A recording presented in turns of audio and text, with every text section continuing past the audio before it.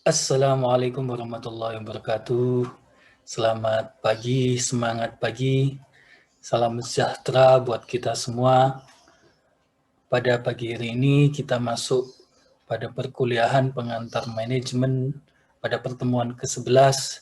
Topik ke-10 kita akan membahas tentang motivasi.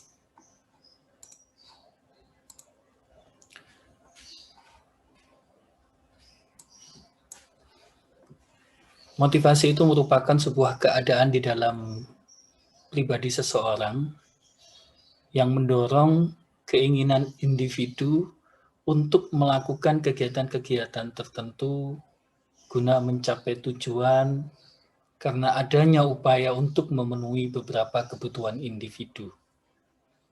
Sehingga kita kenal banyak masyarakat terkadang mengatakan motivasi itu sebagai sebuah kebutuhan atau need, kemudian desakan atau urge, kemudian keinginan atau wish, dan dorongan. Motivasi sendiri sebetulnya ada banyak teori yang berkembang. Namun 3 teori yang akan saya tampilkan di sini merupakan sebuah teori yang dijadikan sebagai rujukan dari banyak teori-teori motivasi yang sedang berkembang. Yang pertama adalah teori motivasi dari hierarki kebutuhan dari Maslow dan Herzberg. Ya. Jadi kalau Maslow ini dia mengemukakan tentang hierarki kebutuhan, sedangkan Herzberg itu nanti mengemukakan tentang teori motivasi dan pemeliharaan. Hierarki kebutuhan dari Maslow di sini ada sebuah piramid yang menggambarkan tentang 5 kebutuhan daripada manusia. Yang pertama adalah kebutuhan physiological.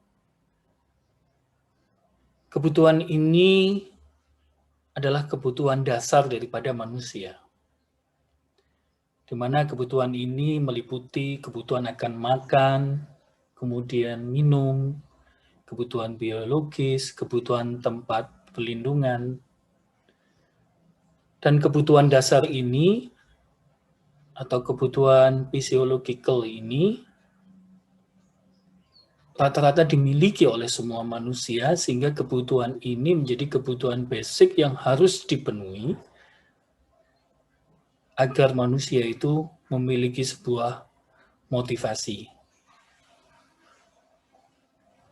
Ketika kebutuhan fisiologikalnya itu sudah dipenuhi, maka kebutuhan manusia itu akan naik pada kebutuhan tahap kedua, yaitu kebutuhan safety. Kebutuhan safety ini bahwa setiap manusia dalam hal ini, kalau kita bicara motivasi, pasti kaitannya dengan motivasi kerja, bahwa setiap manusia itu atau setiap pekerja itu butuh yang namanya sebuah kepastian. Jadi kalau dia bekerja, dia butuh sebuah kepastian, kemudian jaminan keamanan bahwa pada periodik tertentu dia tidak akan dipecat, ya kan? Dia butuh kepastian berapa tingkat pendapatan yang akan dia bisa dapatkan. Dia butuh kepastian apakah pendapatan dari pekerjaannya itu nanti mampu memenuhi kebutuhan fisiologikalnya, ya, atau selama ini yang tingkat pendapatan itu dirasa mampu memenuhi tingkat kebutuhan fisiologikalnya itu akan bertahan pada jangka waktu tertentu atau jangka waktu yang lama. Sehingga dengan kebutuhan safety ini, maka seorang pekerja akan dapat memiliki motivasi di dalam bekerja. Banyak perusahaan tidak memberikan kebutuhan safety ini. Sehingga dia terkadang perusahaan menghindari untuk mengangkat pegawai tetap. Inilah yang membuat karyawan-karyawan yang tidak memiliki kepastian dan jaminan di dalam bekerja, dia tidak memiliki motivasi yang baik untuk bekerja dan menghasilkan sebuah kinerja yang baik. Kebutuhan safety ini menjadi salah satu fenomena kenapa masyarakat itu cenderung memilih pegawai negeri daripada bekerja di institusi swasta atau berwirausaha, karena dianggap pegawai negeri itu memiliki tingkat safety yang tinggi di dalam bekerja. Ketika seseorang sudah terpenuhi kebutuhan safety-nya, maka dia akan meningkat pada kebutuhan selanjutnya, yaitu kebutuhan sosial. Ketika seseorang sudah terpenuhi kebutuhan fisiologikalnya, kemudian kebutuhan safety-nya, maka dia berharap di dalam bekerja, dia mendapatkan sebuah dukungan, dia mendapatkan sebuah pergaulan, persahabatan, rasa memiliki di antara sesama karyawan di dalam sebuah perusahaan, yang membuatnya dia merasa nyaman, yang membuatnya dia merasa memiliki teman, memiliki tim di dalam bekerja. Sehingga apabila dia di dalam sebuah perusahaan merasakan sebuah dukungan, kemudian sebuah lingkungan yang memiliki rasa pergaulan persahabatan yang baik, ini akan menciptakan sebuah motivasi tersendiri dia di dalam bekerja dan akan meningkatkan kinerjanya. Ketika kebutuhan sosialnya sudah terpenuhi, maka kebutuhan seseorang akan meningkat pada tahap selanjutnya, yaitu dia merasa menginginkan untuk dihargai. Dia menginginkan untuk diberikan sebuah kebebasan atau kemandirian di dalam bekerja. Dan ini namanya adalah kebutuhan esteem. Kebutuhan esteem ini adalah ketika seseorang bekerja, kemudian hasil kerjanya itu dihargai dalam bentuk apapun ya, bisa reward, bisa insentif, kemudian bisa kenaikan jabatan, atau sekedar ucapan terima kasih, kemudian diberikan sebuah pengakuan, ya, ada sertifikat, misalkan dia pegawai yang terbaik, itu akan meningkatkan motivasi daripada karyawan dan akan meningkatkan kinerja karyawan. Ketika kebutuhan esteem ini sudah dipenuhi, maka meningkat pada tahap selanjutnya adalah kebutuhan akan self-actualization atau aktualisasi diri. Jadi, ketika seseorang itu secara fisiologikal dia sudah terpenuhi, kemudian secara safety dia sudah terpenuhi, kebutuhan sosialnya dia terpenuhi, kebutuhan esteemnya dia terpenuhi, maka dia menginginkan adanya sebuah aktualisasi diri, di mana aktualisasi diri ini dia diberikan sebuah kebebasan, dalam artian dia diberikan sebuah kesempatan untuk bisa menunjukkan prestasinya, untuk bisa menunjukkan kemampuannya yang lebih dengan memberikan dia ruang, dengan dia memberikan kewenangan, dan biasanya di sini perusahaan akan menjadikan dia sebagai sebuah memberikan kepada karyawan tersebut sebuah pendelegasian kewenangan, ataupun bahkan dia menjadi sebuah mitra daripada perusahaan. Maslow sendiri dalam konsep hierarki kebutuhannya ini, dia menekankan pada dua prinsip. Jadi yang pertama adalah kebutuhan-kebutuhan manusia itu dapat disusun dalam satu hierarki dari kebutuhan terendah sampai dengan tertinggi. Jadi ini kalau piramidnya berarti kebutuhan terendahnya di sini menurut Maslow adalah physiological, dan kebutuhan tertinggi seseorang itu adalah self-actualization atau aktualisasi diri. Suatu kebutuhan yang telah terpuaskan, dia akan berhenti menjadi sebuah motivator utama dari sebuah perilaku yang dilakukan. Jadi, menurut Maslow, manusia akan didorong untuk memenuhi kebutuhan yang paling kuat sesuai dengan waktu, keadaan, dan pengalaman yang bersangkutan mengikuti suatu hierarki, di mana kebutuhan yang telah terpuaskan akan berhenti menjadi motivasi utama daripada perilaku dan kemudian digantikan dengan kebutuhan selanjutnya yang mendominasi. Jadi di sini perusahaan, khususnya manajer personalia atau manajer sumber daya manusia, itu harus bisa memetakan betul-betul apa yang menjadi sebuah kebutuhan utama yang dimiliki oleh karyawannya. Dan biasanya memang ketika kebutuhannya itu sudah terpenuhi, maka seiring dengan kenaikan kebutuhan, maka harusnya perusahaan juga meningkatkan kemampuan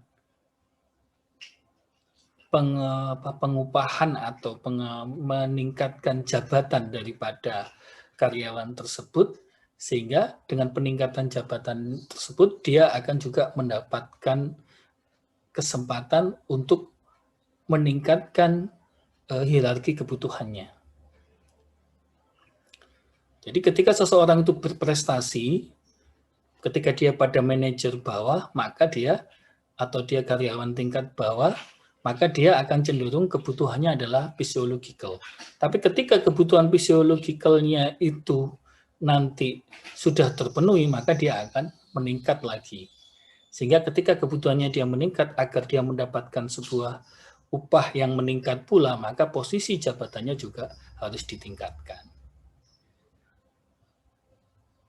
Namun tidak semua orang, pengalaman saya di dalam memimpin sebuah perusahaan atau memimpin di sebuah perguruan tinggi, tidak semua orang itu hierarki kebutuhannya sebagaimana piramida Maslow ini. Terkadang seseorang itu kebutuhan utamanya itu adalah sosial. Dia ingin bekerja, kan mendapatkan sebuah dukungan dan persahabatan, sebuah lingkungan kerja yang baik, yang mendukung dia di dalam bekerja. Tapi tidak memungkiri bahwa seseorang yang ketika dia memiliki kebutuhan basicnya bukan physiological, itu memang terkadang karena kebutuhan physiologicalnya dia sudah terpenuhi.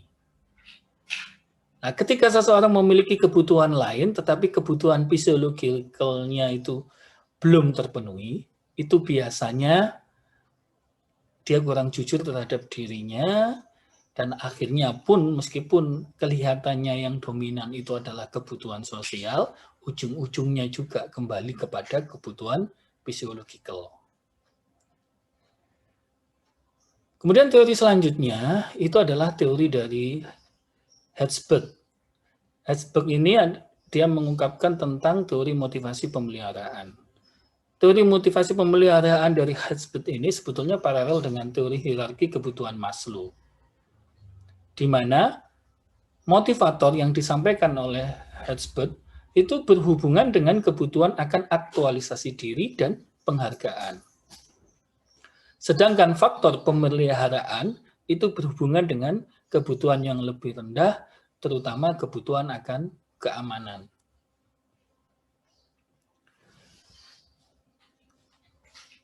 Teori motivasi Higgins dari Herzberg ini dia mengemukakan ada 2 faktor di dalam pemicu dan penumbuh motivasi karyawan dalam bekerja. Faktor pertama adalah faktor motivator atau pemuas. Faktor motivator atau pemuas di sini, ini adalah faktor yang dapat memotivasi karyawan di dalam bekerja. Faktor tersebut diantaranya adalah prestasi. Ketika seseorang itu di dalam bekerja dan dia kemudian berprestasi, itu cenderung akan meningkatkan motivasi seseorang untuk bekerja. Sehingga layak bagi perusahaan itu bisa melakukan sebuah komposisi pekerjanya itu benar-benar berada pada jabatan yang tepat sesuai dengan kemampuan yang dimiliki dan dipastikan bahwa dia akan bisa berprestasi dalam jabatan tersebut dan ditempatkan pada sebuah momentum atau waktu yang tepat. Jadi prestasi ini penting ya. Maka dari itu kita pun juga ketika memilih sebuah pekerjaan agar kita memiliki sebuah dorongan di dalam bekerja, maka kita harus bisa memilih sebuah pekerjaan yang kita pastikan bahwa kita akan bisa berprestasi di dalam pekerjaan tersebut. Kemudian yang kedua adalah penghargaan. Jadi setiap orang yang kemudian dia bekerja dan berprestasi, itu dihargai oleh perusahaan karena prestasinya, apapun bentuk penghargaannya itu akan mendorong seseorang untuk bekerja lebih baik. Jadi penghargaan itu wajib dilakukan oleh sebuah perusahaan untuk memelihara motivasi daripada para karyawannya. Kemudian yang ketiga, pekerjaan itu sendiri. Jadi sebuah pekerjaan itu sendiri itu juga akan mendorong motivasi seseorang. Maka bekerja sesuai dengan passion yang dimiliki itu juga menjadi hal yang penting untuk memelihara motivasi seseorang di dalam bekerja. Maka dari itu, setiap orang ketika dia bekerja, dia harus pastikan bahwa pekerjaan yang mereka geluti itu adalah sesuai dengan passion-nya. Kemudian yang keempat adalah tanggung jawab. Manusia itu pada hakikatnya memang diciptakan sebagai makhluk sosial, dan dia sejak diciptakan, itu kodratnya itu sebetulnya sebagai pemimpin. Intinya apa? Bahwa manusia itu butuh tanggung jawab. Ketika seseorang diberikan tanggung jawab, itu juga akan mendorong seseorang untuk bisa memelihara motivasinya di dalam bekerja. Selanjutnya adalah kenaikan pangkat. Ya. Agar orang itu terpelihara motivasinya, maka kita butuh memberikan tambahan kewenangan. Nah, kalau kita berikan sebuah tambahan kewenangan atau kita berikan sebuah kewenangan, berarti dia harus dinaikkan pangkatnya.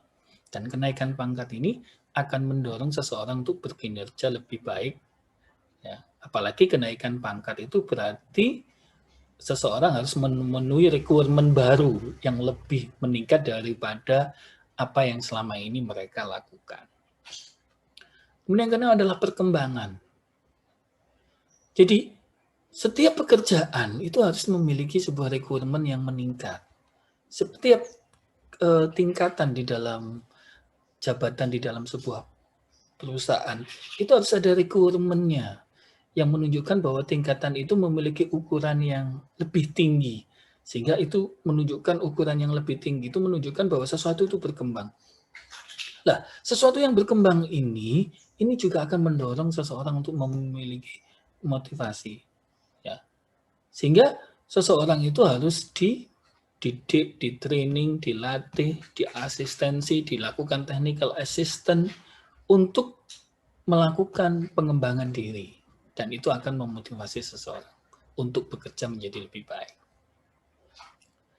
Faktor selanjutnya adalah faktor higienis. Faktor higienis ini karena bahasa medis sebetulnya sesuatu yang cenderung untuk dihindari oleh karyawan karena dia berusaha untuk menghindari resiko. Jadi faktor di sini ada kebijakan perusahaan, pengawasan, kondisi kerja, hubungan dengan yang lain, kemudian gaji, status, keamanan kerja, kehidupan pribadi. Jadi ini kalau di dalam teori hierarki kebutuhan Maslow, faktor higienis ini adalah kebutuhan-kebutuhan yang pada tahap basic, yaitu kebutuhan fisiologikal dan kebutuhan akan safety. Menurut Herzberg, faktor higienis ini tidak bisa memotivasi. Jadi pengalaman saya sendiri di dalam bekerja juga menunjukkan bahwa faktor daripada higienis ini, contohnya seperti gaji, kemudian kehidupan pribadi, dan lain-lain, ini sebetulnya tidak memotivasi diri dalam bekerja, pengawasan, kondisi kerja. Sehingga kalau kita, salah satu contoh, ketika dulu bawahan saya itu bergaji lebih rendah, itu justru dia memiliki motivasi karena sebuah pekerjaan itu memberikan sebuah tantangan, dan ketika dia bekerja itu selalu saya berikan sebuah tanggung jawab dan saya kembangkan kemampuan mereka, dan selalu ketika mereka berprestasi saya berikan penghargaan, itu justru lebih memotivasi meskipun gaji mereka itu rendah. Tapi kemudian ketika mereka kita gaji tinggi, justru ini membuat mereka tidak memiliki motivasi di dalam bekerja. Kenapa? Ya karena yang kita dominankan untuk kita penuhi adalah faktor higienis. Maka dari itu, Herzberg sendiri mengatakan bahwa faktor higienis itu memang sekarang cenderung menjadi perhatian manajer karena memang lebih mudah diukur. Ini lebih mudah diberikan, dikendalikan, digerakkan, ya kan? Daripada faktor motivator ini. Karena faktor motivator ini memang susah, rumit, dan bersifat subjektif. Masing-masing orang itu cenderung berbeda, butuh personal touch sendiri. Ya. Tapi fokus pada faktor higienis ini akan berakibat negatif dalam pengembangan tenaga kerja yang memiliki motivasi, yaitu tadi. Ternyata karyawan saya setelah mendapatkan gaji yang tinggi, maksudnya gaji yang kita sesuaikan dengan yang lain, akibatnya apa? Karena ini menjadi concern kita, malah prestasi kerjanya menurun. Jadi sekarang akhirnya justru target-target. Jadi ketika dulu dosen dan karyawan saya ketika saya memimpin di fakultas itu gajinya belum tinggi, justru mereka memiliki motivasi yang tinggi karena lingkungan kerja mendukung, kemudian ada penghargaan, ada prestasi.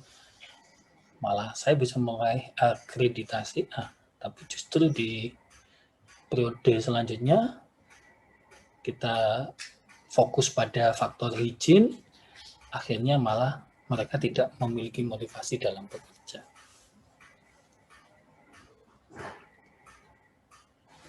Jika perlakuan karyawan itu cukup baik, tetapi mereka menunjukkan sedikit sikap positif terhadap pekerjaan mereka dan tidak bersedia memperluas usaha lebih baik terhadap perusahaan, maka itu menunjukkan bahwa perusahaan atau organisasi memiliki masalah motivasi. Jadi ini banyak terjadi di perusahaan-perusahaan sekarang.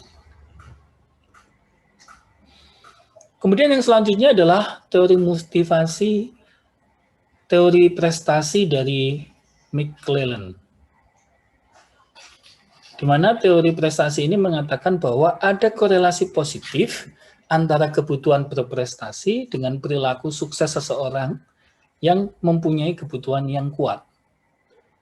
Di mana dampaknya adalah memotivasi seseorang untuk menggunakan perilaku yang mengarah pada pemenuhan kebutuhan untuk kepuasan. Jadi ketika seseorang memiliki kebutuhan berprestasi, maka dia akan memiliki perilaku sukses yang kuat. Menurut McClellan, orang-orang yang berorientasi prestasi mempunyai karakteristik tertentu yang dapat dikembangkan. Jadi yang pertama adalah menyukai pengambilan resiko. Jadi ketika seorang karyawan itu menyukai pengambilan resiko, maka dia lebih termotivasi di dalam bekerja dibandingkan seseorang yang tidak menyukai pengambilan resiko. Ya, jadi kalau nanti mengangkat jabatan, memberikan jabatan kepada seseorang, ya cari yang mereka high risk. Itu lebih termotivasi menurut teori prestasi. Kemudian yang kedua adalah mempunyai kecenderungan untuk menetapkan tujuan-tujuan prestasi dan menghitung resiko.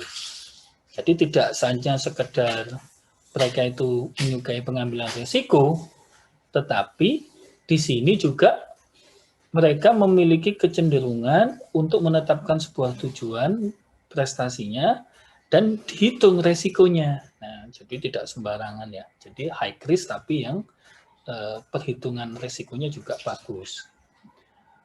Kemudian, ciri yang ketiga, seseorang yang memiliki prestasi dan itu bisa dinaikkan prestasinya dan prestasi itu menjadi sebuah motivator bagi dirinya adalah dia mempunyai kebutuhan-kebutuhan yang kuat akan umpan balik tentang seberapa baik mereka telah mencapai tujuan prestasinya.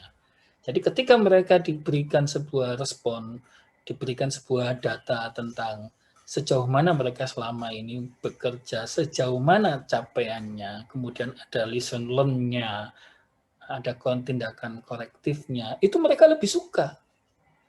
Itu menunjukkan bahwa memang prestasi itu menjadi salah satu motivator buat dirinya. Kemudian biasanya memang orang-orang yang memiliki kecenderungan berorientasi pada prestasi dan dia menjadikan prestasi sebagai motivator bagi dirinya, itu adalah dia memiliki keterampilan di dalam melakukan sebuah perencanaan jangka panjang dan memiliki kemampuan di dalam organisasional. Kemudian teori selanjutnya adalah teori tentang pengharapan. Jadi konsep ini sebetulnya berhubungan dengan motivasi di mana individu diperkirakan akan menjadi pelaksana dengan prestasi yang tinggi bila mereka melihat yang pertama adalah suatu kemungkinan tinggi bahwa usaha mereka akan mengarah pada prestasi yang tinggi. Jadi ketika sebuah perusahaan itu memiliki sebuah transparansi karir yang jelas, tidak ada like or dislike di dalam perusahaan tersebut.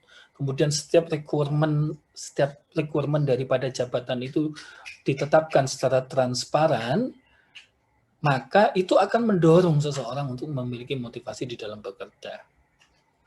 Dan biasanya kalau sebuah perusahaan itu transparan di dalam karirnya, maka itu menunjukkan suatu probabilitas yang tinggi bahwa prestasi tinggi akan mengarah kepada hasil-hasil yang menguntungkan. Jadi kita juga harus manajemen pengupahannya juga harus bagus.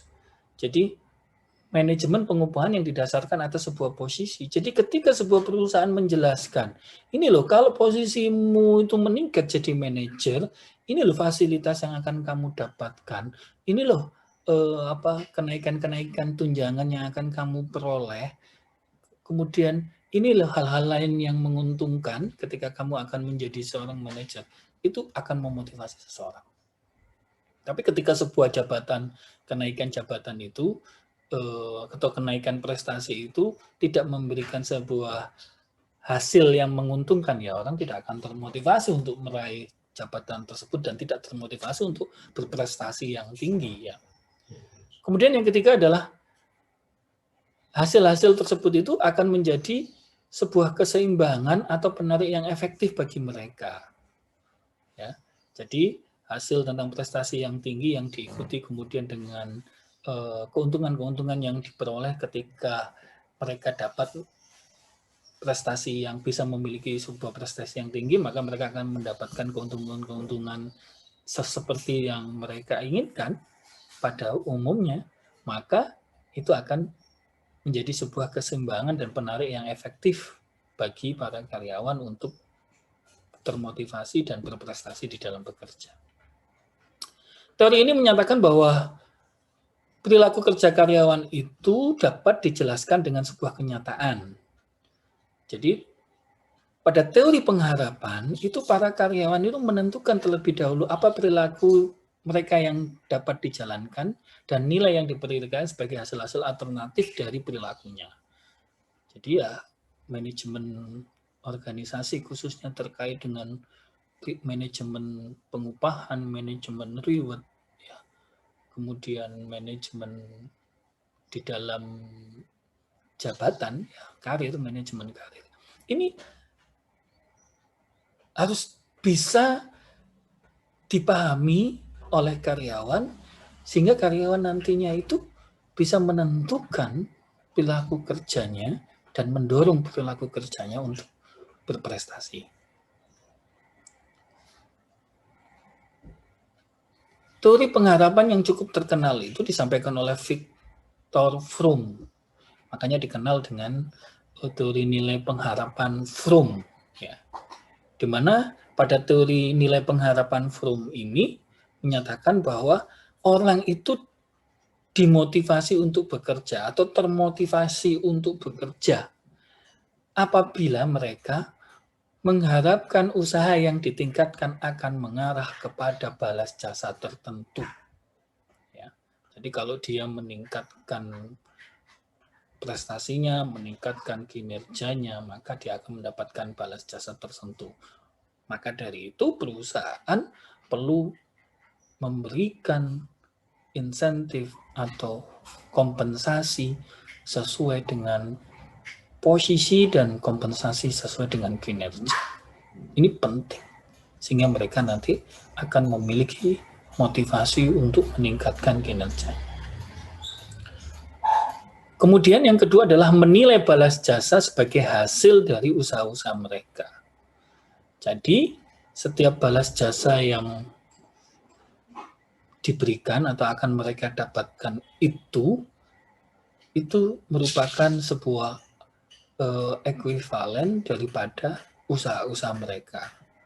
Jadi sudah jelas kalau usaha mereka itu misalkan 50% contohnya, maka balas jasa mereka akan mendapatkan misalkan 10 item. Ketika usaha mereka itu 100%, maka dia akan mendapatkan misalkan 20 item. Jadi ada sebuah angka korelasi yang searah dan positif ya terhadap kinerja yang atau usaha-usaha yang dilakukan oleh karyawan. Kemudian teori pengharapan lain disampaikan oleh Porter dan Lawler, di mana pada versi ini mengatakan bahwa orientasi masa mendatang itu juga akan menekankan antisipasi tanggapan atau hasil. Jadi model pengharapan ini menyajikan sebuah implikasi bagi manajer tentang bagaimana seharusnya memotivasi bawahan yang mencakup. Jadi seorang manajer agar bisa memotivasi bawahan, maka dia harus yang pertama memberikan penghargaan yang sesuai dengan kebutuhan bawahan. Jadi kalau kebutuhannya dia physiological, maka penghargaannya juga harus berupa physiological. Yang paling mudah physiological itu adalah berupa uang. Ya. Jadi kalau dia berprestasi, ya kasih duit. Jangan berprestasi kasih kertas. Kasih sertifikat penghargaan, kasih piala. Ya enggak akan memotivasi mereka nanti. Kemudian yang kedua adalah penentuan prestasi yang diinginkan. Jadi kalau kita bisa menentukan prestasi sesuai dengan komposisi kemampuan daripada para karyawan dan pada waktu yang sesuai, momentum yang sesuai, nah itu juga akan bisa memotivasi karyawan. Kemudian yang ketiga adalah pembuatan tingkat prestasi yang dapat dicapai. Jadi jangan membuat prestasi yang nggak mungkin dicapai, ya kan? Yang wajar. Ya contohnya di dalam situasi pandemi COVID-19 ini ya karena banyak situasi lingkungan eksternal yang kurang mendukung untuk mencapai prestasi harus dilakukan penyesuaian. Kira-kira berapa persen komposisi itu harus disesuaikan dengan adanya pandemi COVID-19 ini, sehingga komposisi prestasi itu bisa dicapai oleh karyawan kita, misalkan. Kemudian yang selanjutnya adalah perhubungan antara penghargaan dan prestasi. Jadi harus ada hubungannya. Prestasi meningkat, mereka juga akan diberikan sebuah penghargaan tertentu. Yang kelima adalah penganalisaan faktor-faktor apa yang bersifat berlawanan dengan efektivitas penghargaan. Jadi jangan sampai kemudian Anda menghargai seseorang, tetapi di sisi lain dalam artian ada sebuah ucapan Anda atau ada sebuah keadaan yang justru itu akan berdampak menghilangkan, memudarkan penghargaan yang Anda berikan. Ya. Jadi selanjutnya kemudian adalah penentuan penghargaan yang mencukupi atau memadai. Jadi penghargaan itu harus memadai ya. Jangan kemudian hanya diberikan kertas saja, tapi tanpa ada sesuatu yang lain, benda-benda tertentu atau uang, ya kan, yang bisa membuat seseorang itu merasa dia dihargai. Kemudian implikasinya bagi organisasi apa? Yang pertama adalah sistem penghargaan organisasi itu harus dirancang untuk memotivasi perilaku yang diinginkan. Jadi perusahaan harus menentukan kira-kira penghargaan apa yang itu nanti akan bisa mendorong seseorang berperilaku untuk meningkatkan kinerjanya. Ya. Jadi harus tepat bentuk penghargaannya itu. Kalau tidak ya tidak akan berdampak. Justru akan penghargaan yang diberikan jika tidak sesuai, tidak seperti yang diinginkan, itu akan menurunkan motivasi seseorang di dalam bekerja. Kemudian pekerjaan sendiri itu harus bisa memberikan sebuah penghargaan secara intrinsik. Ya. Jadi itu harus jelas penghargaannya dan dirasakan secara langsung hasil dari sebuah pekerjaan itu. Makanya kenapa kadang-kadang konsep multi-level marketing itu bisa yang berhasil itu karena mereka mampu memberikan sebuah penghargaan yang intrinsik. Jadi kalau kamu bisa mencapai sekian, kamu akan mendapatkan ini. Kalau kamu meningkat lagi, maka kamu akan mendapatkan ini. Dan semua penghargaan itu berkaitan dengan atasan langsung. Jadi atasan langsung ini harus selalu menyampaikan, mendorong, mengkomunikasikan penghargaan tadi agar karyawan memiliki motivasi di dalam bekerja. Kemudian teori-teori motivasi yang lain adalah teori pembentukan perilaku. Jadi teori ini menyatakan bahwa setiap perilaku yang diikuti dengan sebuah konsekuensi pemuasan yang cenderung diulang, sedangkan perilaku yang diikuti dengan konsekuensi hukuman yang cenderung tidak diulang. Jadi, dengan demikian perilaku seseorang di masa mendatang dapat diperkirakan dari pengalamannya di waktu lalu. Jadi ketika seseorang dia melakukan prestasi, kemudian dia diberikan sebuah konsekuensi pemuasan itu, maka itu akan cenderung diulang. Tapi ketika seseorang melakukan sebuah tindakan yang negatif di dalam bekerja dan kemudian kita berikan sebuah konsekuensi hukuman, itu maka cenderung akan tidak diulang. Jadi di sini ada istilah bahwa ada 4 teknik yang digunakan manajer untuk mengubah perilaku bawahan. Yang pertama adalah penguatan positif. Jadi penguatan positif ini bisa berupa penguatan primer seperti memberikan dia makanan, minuman, dan kebutuhan fisiologis yang lainnya ketika mereka berprestasi. Kemudian yang kedua penguatan negatif. Jadi di mana misalkan seorang karyawan apabila dia melakukan tindakan indisipliner, maka kemudian diberikan hukuman tertentu, maka itu juga akan membuat dan mendorong seorang karyawan untuk tidak melakukan tindakan indisipliner di masa yang mendatang. Kemudian yang ketiga adalah pemadaman, yaitu dilakukan dengan peniadaan penguatan. Jadi misalkan, karena kamu tidak memenuhi kinerja. Jadi misalkan, karena target perusahaan tidak tercapai, maka bonus dihilangkan. Nah, itu salah satu contoh pemadaman. Hukuman yang keempat.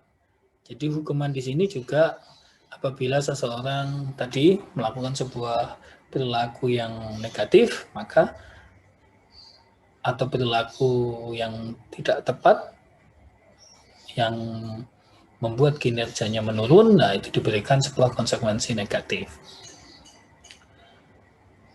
Di sini yang terkenal adalah teorinya Hammer. Hammer sendiri mengidentifikasikan ada 6 pedoman teknik pembentukan perilaku. Yaitu yang pertama adalah jangan memberikan penghargaan yang sama kepada semua orang. Jadi kalau penghargaannya sama, itu membuat orang juga tidak merasa diberikan sebuah penghargaan yang sesuai. Maka penghargaan itu sifatnya harus khusus. Ya. Kalau sama nanti jadinya itu tidak akan memotivasi orang untuk bekerja dengan baik. Kemudian yang kedua adalah perhatikan bahwa ketika kita misalkan memberikan sebuah penghargaan, maka perhatikan bahwa kegagalan dan tanggapan tanggapan karyawan terhadap penghargaan yang kita berikan itu bisa mengubah perilaku atau tidak. Ya. Jadi kalau kita cara menanggapinya itu salah, itu juga akan bisa mengubah bisa juga tidak dapat merubah seseorang untuk memiliki motivasi yang baik di dalam bekerja. Kemudian beritahu karyawan tentang apa yang harus dilakukan untuk mendapatkan penghargaan. Jadi ya harus disampaikan tadi ya, dikomunikasikan kepada Pak. Kemudian beritahukan karyawan tentang apa yang harus dilakukan yang salah. Jadi sesuatu yang salah itu juga harus dikomunikasikan. Jangan melakukan ini. Itu penting, ya kan? Supaya itu tidak dilakukan oleh karyawan kita. Dan ini yang terpenting. Jangan memberikan hukuman di depan karyawan.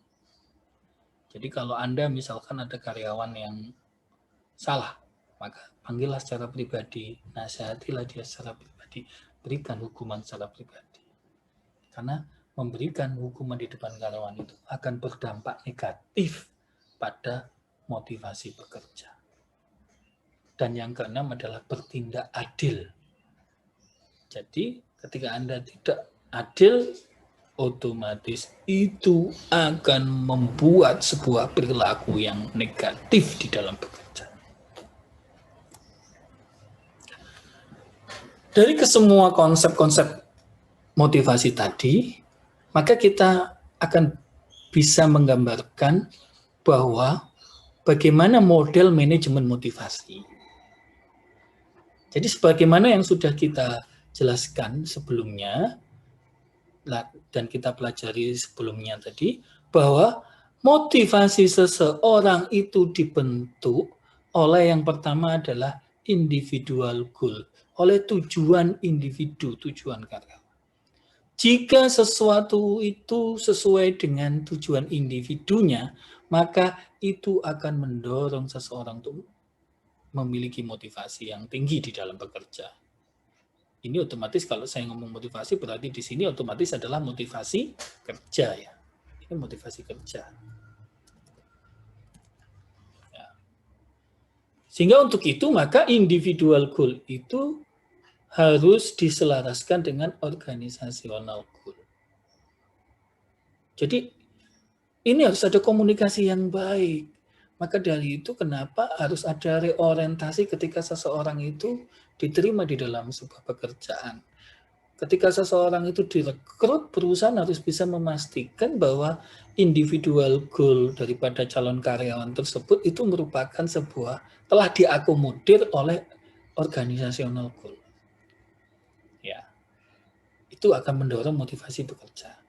Biasanya kenapa seseorang tidak termotivasi di dalam bekerja? Karena individual goal-nya tidak ada di dalam organisasional goal-nya. Maka dari itu fungsi manajer atasan langsung itu sangat penting untuk berkomunikasi dengan bawahan sehingga manajer mengetahui apa yang individual goal inginkan dan kemudian menyampaikan, ini loh individual goal-mu itu ada dan dipenuhi di dalam organisasi ini, di dalam perusahaan ini. Kemudian yang kedua adalah individual effort. Ya. Usaha individu itu harus sesuai dengan organizational effort. Maksudnya di sini apalah? Setiap individual yang berusaha, pastikan bahwa dia itu akan berprestasi di dalam bekerjanya. Untuk itu perusahaan perlu menyediakan sebuah mekanisme enforcement. Ya. Perusahaan perlu mengorganisir pekerjaan di dalam sebuah perusahaan itu yang bisa memastikan bahwa usaha-usaha individu tadi itu akan bisa mencapai targetnya. Jadi perlu dukungan juga dari kondisi organisasional. Nah, ketika usaha individu ini tidak didukung oleh usaha organisasi, ini juga tidak akan menciptakan sebuah motivasi kerja. Jadi usaha individu harus didukung dengan usaha organisasi sehingga itu bisa menciptakan motivasi kerja. Selanjutnya apa yang bisa dilakukan supaya seseorang itu termotivasi di dalam kerja? Perusahaan harus memiliki sebuah manajemen yang baik terhadap reward dan punishment. Jadi ketika seseorang berkinerja baik, maka dia harus diberikan reward. Ketika seseorang itu berkinerja buruk, maka dia harus diberikan punish. Ketika perusahaan tidak melakukan ini dengan baik, itu akan menurunkan motivasi karyawan dalam bekerja. Ngapain aku bekerja? Ngapain aku berprestasi? Wong di sini itu berprestasi tidak berprestasi podo wae misalkan begitu. Apalagi lebih parah di sini itu yang penting bapak suka, mama suka. Yang penting kita disukai oleh atasan kita, meskipun kita kinerjanya buruk, kita tidak akan dipanis dan kita tetap dapat reward. Tunggu bangkrut kalau ada sebuah perusahaan yang seperti itu. Ya, jadi manajemen reward dan punishment ini harus jelas. Seseorang yang berkinerja baik dia harus mendapatkan reward dan siapapun yang berkinerja buruk dia harus mendapatkan punish. Ya. Jadi tidak boleh ada like or dislike, tapi semua transparansi jelas dan manajemen organisasi didasarkan atas performance, maka itu akan meningkatkan motivasi karyawan dalam bekerja. Jadi ini yang bisa saya sampaikan pada pertemuan ke-11, topik ke-10 kali ini. Nanti tugasnya mahasiswa adalah menjelaskan model manajemen motivasi ini ya ke dalam sebuah makalah. Jadi Anda harus membuat makalah tentang model manajemen motivasi yang terdiri atas individual goal dan organizational goal, individual effort dan organizational effort, manajemen reward dan punish yang seperti apa yang itu bisa memotivasi kerja karyawan. Sekian, selamat mengerjakan tugas pertemuan ke-11. Selamat berdiskusi dengan mahasiswa sekalian. Tugas ini boleh dikerjakan secara kelompok, sesuai dengan kelompok yang sudah dibentuk. Saya akhiri sekian, semangat pagi, tetap berprestasi. Wassalamualaikum warahmatullahi wabarakatuh.